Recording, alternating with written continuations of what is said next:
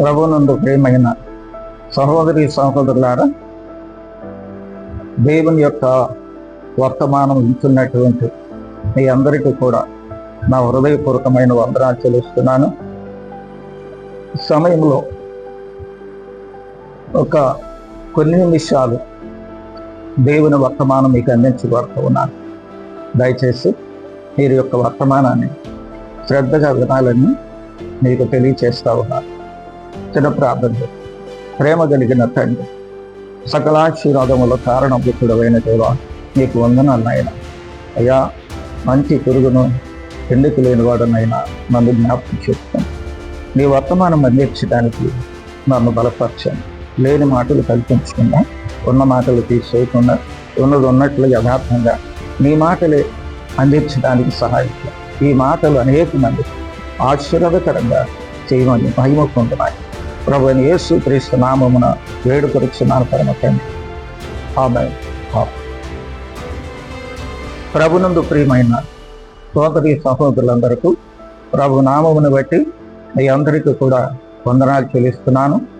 సమయంలో జీవాన్ని గురించి మీకు తెలియచేయబోతున్నాను. జీవాన్ని గురించి. ఈ లోకంలో మనిషి జీవితము చాలా తక్కువైనది. అది కొంతకాలమే. తన జీవము, తన జీవితము కూడా చాలా చిన్నది. అందుకే దావీదు గారు అంటాడు, నా బ్రతుకు దినము 70 గాను 80 గాను ఉన్నది అంటాడు.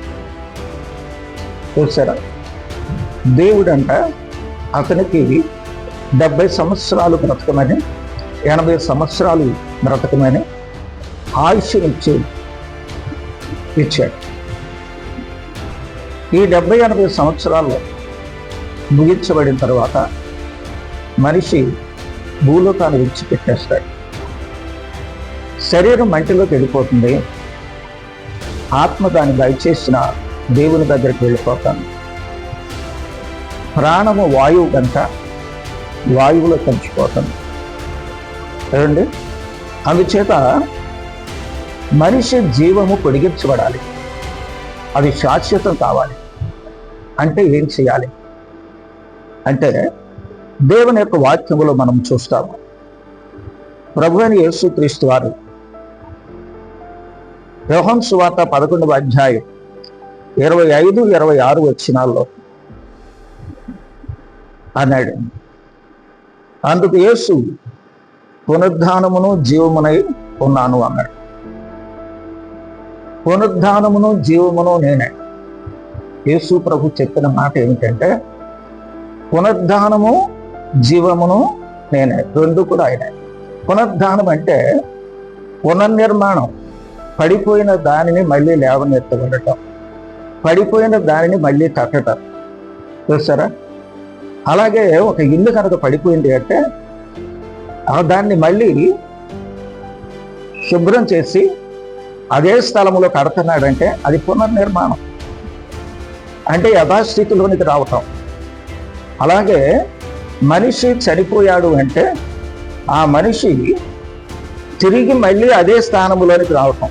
కుళ్ళిపోయిన ఈ శరీరము, మంటిలో కలిసిపోయిన ఈ శరీరము ఏమండి మళ్ళీ జీవముతో కలిసి బ్రతికి మహిమపరచబడటం, అంటే మళ్ళీ యథారీతిలోనికి రావటం. ఏమండి? ఇక ఎన్నడూ చెడిపోనేటువంటిదిగా, మహిమ కలిగినదిగా, శక్తివంతమైనదిగా, జీవిత కాలం అంతా ప్రభు ఉన్నంత కాలం జీవించినదిగా ఉండటానికి మనం ఏం చేయాలి అంటే, ప్రభు ఏమంటున్నాడంటే, మరియమ్మ గారు, మార్తమ్మ గారు ఆ యొక్క సహోదరుడు చనిపోయాడు, లాజరు. అందుకు వారు ఏడుస్తున్నారంటే ప్రభు వారిని ఓదార్చడానికి ఏం చెప్తాడంటే, జీవమును పునరుద్ధానమును నేనే అని చెప్పి వారికి చెప్పాడు. పునరుద్ధానమును జీవమును నేనే అన్నాడు. అంటే ఆ మనిషి చనిపోయినప్పుడు, ఆయన యందు విశ్వాసం ఉంచినప్పుడు, ఆ వ్యక్తి చనిపోతే మళ్ళీ అతనికి పునర్జన్మ ప్రసాదిస్తాడు. పునర్జన్మ అనేది ఈయన ద్వారా కలుగుతుంది. ఎందుకంటే జీవము నేనే అన్నాడు. జీవము నేనే అన్నాడు. జీవము అంటే దాని అర్థం ఏంటంటే నశింపు కానిది, ఇక ఎన్నడూ దానికి నశింపు అనేది కలగదు. శరీరానికి నశింపు కలుగుద్ది, అది కొన్ని 3 దినాల్లో చనిపోతుంది, మట్టిలో కలిసిపోద్ది. కానీ ఆత్మ చెడిపోదు, ఆత్మ చెడిపోదు, ప్రాణం పోదు. అది ఎప్పుడు అంటే యేసు క్రీస్తునందు విశ్వాసం ఉంచితే అది ఎల్లప్పుడూ కూడా జీవిస్తుంది. అంటే యేసు ప్రభువే జీవం. ఆయన యందు విశ్వాసం ఉంచితే మన జీవం పొడిగించబడుతుంది. యేసు క్రీస్తునందు విశ్వాసం ఉంచితే మన జీవం పొడిగించబడుతుంది. ఆయనలో మనం శాశ్వత కాలం బ్రతుకుతాం. ప్రభువుతో కూడా జీవిస్తాం. ఇక ఎన్నడూ ఇక మనకు నాశింపు కానీ, నాశనము కానీ, మరణము కానీ అనేది ఉండదు. అందుకని మనిషి జీవితం చాలా విలువైనది. అందుకే ప్రభు అన్నాడు, ఏమన్నాడంటే మీరు పిచ్చుకల కంటే శ్రేష్ఠులు కారా అన్నాడు. ఇంకో చేత అన్నాడు గొర్రె కంటే మనుషుడు శ్రేష్ఠుడే అన్నాడు. అంటే మనిషి యొక్క విలువ ఎంత గొప్పది. సృష్టి యావత్తు పెట్టినప్పటికీ మనిషి యొక్క విలువ చాలదు. అంటే ఆత్మ యొక్క విలువ చాలదు. అటువంటి విలువైనటువంటి ఆత్మను మనం కలిగి ఉన్నాం. అందుకని దీన్ని నశించకూడదు. ఏమండి, ఇది శాశ్వత కాలం ఉండాలి. దేవుడు చేసినవన్నీ కూడా శాశ్వతం. అందుచేత ఆయన చేతులతో చేయబడినటువంటి వారము కనుక మన జీవితం శాశ్వత కాలం ఉండాలని ప్రభు కోరుతున్నాడు. నా యందు విశ్వాసం ఉంచేవాడు చనిపోయినా బ్రతుకును అన్నాడు. ఏమండి, బ్రతికి నా యందు విశ్వాసం ఉంచేవాడు ఏమండి ఎన్నటికీ చనిపోడు అన్నాడు. ఇకెన్నటికీ చనిపోడు. ప్రభువునందు బ్రతికిన కాలంలో ప్రభువునందు విశ్వాసం ఉంచిన వాడు ఇకెన్నడూ కూడా చనిపోయాడు. ఏమండి, మళ్ళీ అంటున్నాడు నా యందు బ్రతికి నా యందు విశ్వాసం ఉంచేవాడు చనిపోయినా బ్రతుకును అన్నాడు.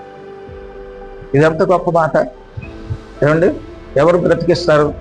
చనిపోయిన వారిని ఎవరు బ్రతికిస్తారు? సృష్టిలో ఏ మనిషి కానీ, ఏ మంత్రము కానీ, ఏ చేతబడులు కానీ, ఏ యొక్క వ్యక్తులు కానీ, ఏ దేవుళ్ళు అనబడినటువంటి వారు కానీ ఎవ్వరు బ్రతికించలేరు. క్రీస్తే మన జీవం. ఆయనలో ఉంటే మనిషి బ్రతుకుతాడు. అందుచేత శ్రేష్టమైనటువంటి జీవితాన్ని మనం పోగొట్టుకొనుకోకుండా, శ్రేష్టమైనటువంటి జీవాన్ని మనం పోగొట్టుకొనకుండా యేసు క్రీస్తునందు మీరు విశ్వాసం ఉంచి మీ జీవితాన్ని ఇంకా పొడిగించుకోండి. శాశ్వత కాలం, ఇక దేవుడు ఉన్నంత కాలము కూడా మనం బ్రతుకుతాం. అందుచేత యేసు ప్రభువే పునరుద్ధానము, యేసు ప్రభువే జీవం.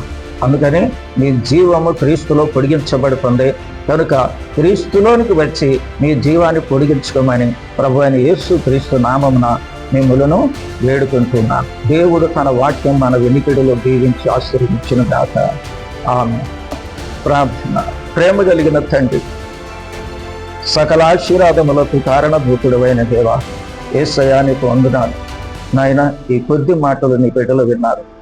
ఎంతమంది బిడ్డలు ఈ వాక్యం విన్నారో నాయన, వారి శరీరము మృతతుల్యమైనటువంటి దాన్ని వారు గ్రహించి వారి జీవితం పొడిగించబడటానికి, వారి యొక్క నాయన జీవం పొడిగించబడటానికి నీ యందు వారి విశ్వాసం ఇచ్చినట్లుగా సహాయం చేయండి. అనేక మంది నీలోనికి నడిపించండి నాయన. సకల ఆశీర్వాదాల బిడ్డలకు దయచేసి సహాయం చేయమని ప్రభువైన యేసు క్రీస్తు నామమున వేడుకొనిచున్నాను తండ్రి. ఆమేన్. సహోదరులందరికీ ప్రభు నామమును బట్టి మీ అందరికీ కూడా వందనాలు చెల్లిస్తున్నాం. జెరూసలేం గాస్పెల్ మినిస్ట్రీ ద్వారా మీకు ఈ సువార్త అందించబడుతుంది. మీ అందరి కొరకు కూడా మేము ప్రార్థన చేస్తూ ఉంటాము కనుక మీ అవసరతలు మాకు తెలియచెప్పండి, మీ యొక్క బలహీనతలు మాకు తెలియచెప్పండి. పొరుగు ద్వారా మేము ప్రార్థన చేస్తాం. మీరు తప్పక ప్రభువులో స్వస్థత పరచబడతారని మీకు దేవుని నామాన్ని బట్టి, ప్రభు నామమును బట్టి మీకు మనవి చేస్తున్నాను. దేవుడు మిమ్మల్ని దీవించిన గాక. ఆమేన్.